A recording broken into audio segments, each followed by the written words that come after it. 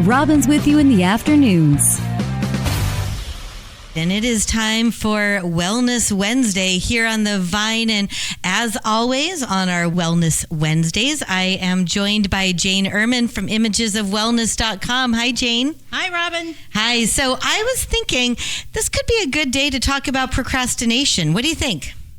I don't know. Maybe next week. I'm really not feeling it. You want to just put it off a little bit? I'm just a little overwhelmed about life right now. I think a lot of us can relate to that. But you know what? Sometimes it's probably a good idea to just delve right in. I know you're feeling like putting it off, but let's just get right into it. Let's do it. All right. So procrastination, putting things off. It's a real issue for so many of us, right? Just kind of thinking about a work project or a report or something coming up or things to do at home, the cleaning, the laundry, the yard work, the errands, all of this. It gets us so stressed out. And then we keep putting them off until the very, very last minute, right? Why do we do this? And what is this all about? And how on earth can we break this pattern? Oh, Robin, this is an issue for all of us at one time or another. Sometimes I'd rather stand in traffic in the dark than get chores done at home or work on a project, you know? In school, I used to say that I wrote better papers under pressure, but the truth was I didn't write papers any other way but under pressure, so I never really knew. Me too. So procrastination is normal. That's important to know. We all do it from one time to another, and we procrastinate for a number of reasons. We might put things off where it just isn't going to give you that immediate reward. Humans generally like instant gratification. And then there's that mix of uncomfortable emotions with procrastination. Angry that we got to do it, frustrated, a sense of obligation, that's pretty heavy energy, and even some anxiety. We might feel hesitant or doubt our own ability to get a task done. We second guess ourselves and come up with all kinds of reasons why we won't be able to get it done well, and we talk ourselves out of things and put it off. Well, especially if it's something new that we're not familiar with. Right. We think, oh, I can't do this well enough. Other people can do it better, you know, all that. And sometimes we just don't like doing it. The laundry, cleaning, yard work, writing reports.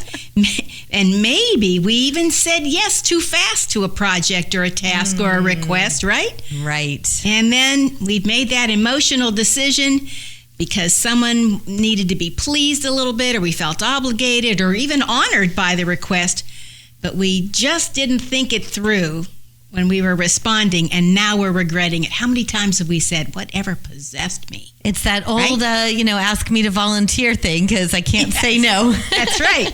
But then when it comes down time to it, we end up putting it off and putting it off and putting it off. Well, how can we break this pattern? Because for me, I'll be honest, it is a pattern, and it always has been. Like you mentioned, school projects. I literally got an A+ over an A one time in a college class, and I pulled an absolute all-nighter. I don't think I slept at all, and I thought there's no way this is going to be a good paper, and it ended up being fantastic. And the bad thing about that was it just kind of got me thinking, well, it worked this time, so I'm going to do it again, which I did. So how can we break this pattern of putting things off? How about like in our home life? Okay, so there are quite a few things we can do to make getting things done less stressful and more positive. For many people, it's looking at that whole project that's overwhelming, and it stops them in their tracks. So break it up into smaller pieces. If it's the laundry that's all piled up, get a couple of loads of laundry done in a day, and then tomorrow do another couple loads, that kind of thing. One of the things that works real well for me, especially when I'm writing guided meditations, is to set a timer. And frankly, it's always the kitchen stove timer. I don't know why. But I set it for 20 or 30 minutes, and I just sit down and just start working at it. And if at the end of the time you're on a roll, because that often happens, we're on a roll, I set the timer for another 20 or 30 minutes. So whatever the project is, you know, if you're really into it, keep going. If you can't wait for that timer to go off and it's gone off, be done. And then you can do it. You got that part done, and you can go to the next step with another timed project on it later. Cleaning out a cluttered room. Start at one corner and work your way around. Stop looking at the whole room. And if you're going through a pile of papers, When you pick something up, put it in its right place. Just touch it once. Otherwise, you're moving it from one pile to another, and then that pile's sitting there. Right. So, and also have a trash bag or a container right there to toss what you're going to get rid of, or a box for giveaways. Set yourself up for success that way. Recent research shows that listening to music while we work out is motivating and helps people to work out longer. Consider that to be the reward. Sometimes putting music on and you're just jiving along to things, it just helps you to get moving with it. I heard in another study that listening to the Vine actually helps you get things done better, easier, faster, and more happily. You just stole what I was going to say here. Depending upon the project or the task, combine it with music, put together a playlist, or listen to the Vine. Absolutely. Yeah. Motivation. It's that focus on the why that you're doing this project. Focus on that, the meaning and the connection to the project or the assignment or task. Remind yourself how good you'll feel once it's done. Relieved, pleased, happy, grateful, more carefree. I mean, even if we can't stand having to clean the bathroom, there's a good feeling after you're done and saying, this is clean. Always. I'm so glad. Yeah. And put it off. And then once it's done, you're so relieved and it's checked off your list, which is great. It's such a good feeling. Now, I mentioned school papers that were not my forte, at least as far as the whole planning ahead. In my own life, I like to teach kids how to plan ahead and pace themselves, but doing it in my own life was not really a strong suit. So how can these tips be applied for students doing projects and papers? That's a great question, and that's often a significant issue for students. They get overwhelmed by the project because there are a lot of pieces and parts to it. They've got to research it, they've got to lay it out, then they've got to write it, they've got to build it. So again, break the project into mini assignments, and between each of those assignments, reward yourself with a fun activity or relaxation. Short rewards that motivate you to stay on track with the assignments. So make an appointment with yourself to get things done.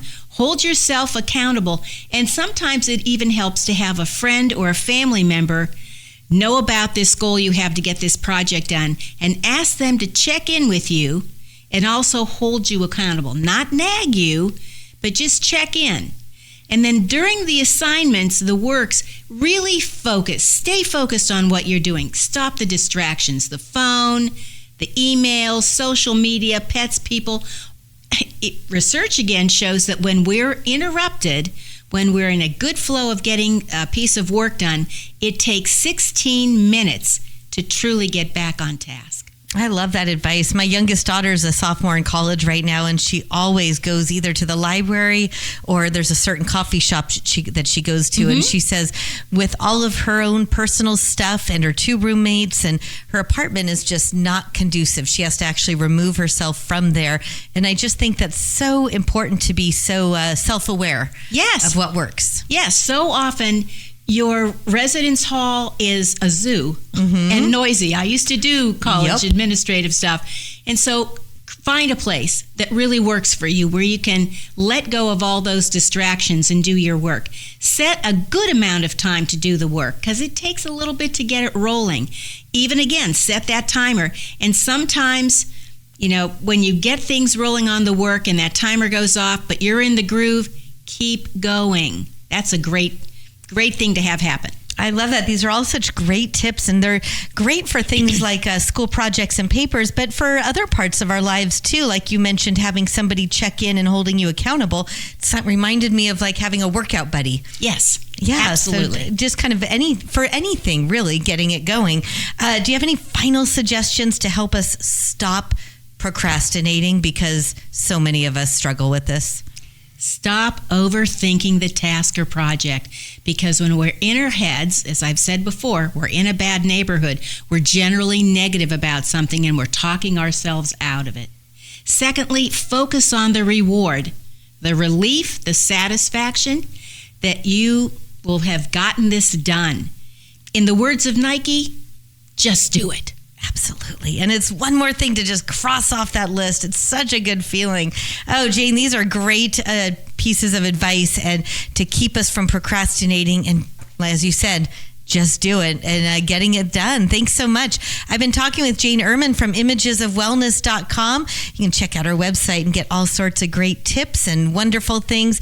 As always, thank you so much for joining me, Jane. Thanks for having me, Robin. Absolutely. 99.3 The Vine.